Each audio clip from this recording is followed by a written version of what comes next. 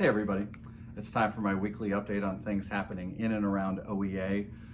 First want to say thank you to our friends in Lawrence County and then later our friends in the Miami Valley in Miamisburg.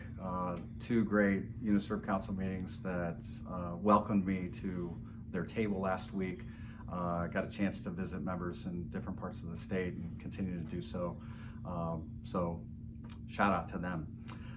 We have a member appreciation events coming up with the Columbus Blue Jackets, as well as the Cleveland Cavaliers. You can go to the OEA website for details, but we actually have 3 OEA nights with the Columbus Blue Jackets coming up in December, and then in Cleveland with the Cavaliers on January 4th.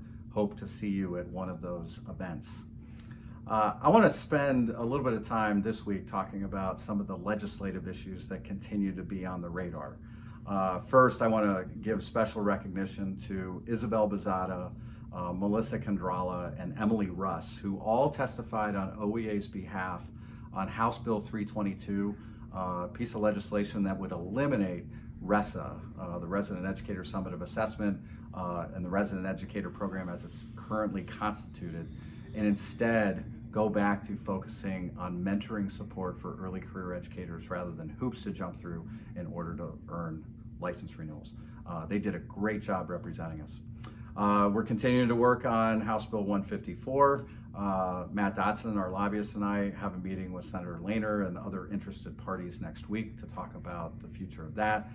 We really do expect that that bill's going to get moving again soon so that we can end state takeovers and repeal House Bill 70.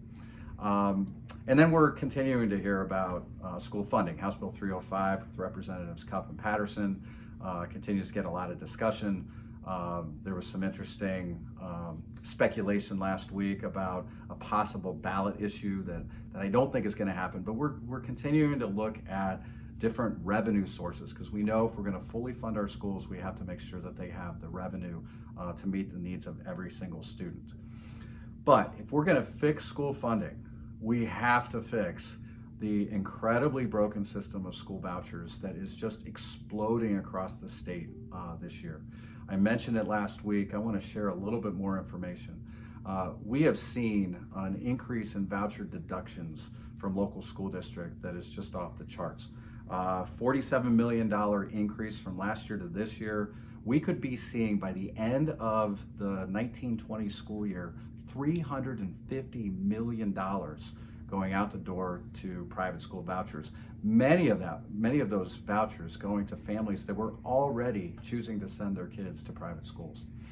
We've got to fix that. Scioto Valley local schools in Pike County alone went from having $0 lost to vouchers 2 years ago to 9,700 last year to over 103,000 this year.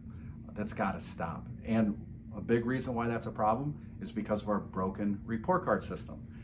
Schools are being labeled as failing all across the state for just failing to meet 1 or 2 indicators on the report card.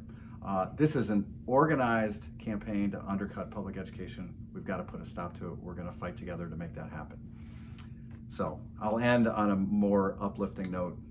It is Thanksgiving week. I'm thankful for all of you and the support that you've given to me.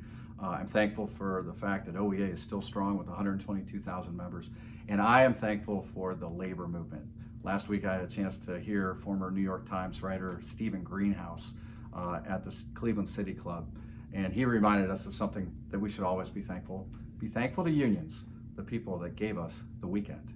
And on this especially long weekend, as we celebrate the Thanksgiving holidays with our family and friends, I want to wish you the very best. Thank you.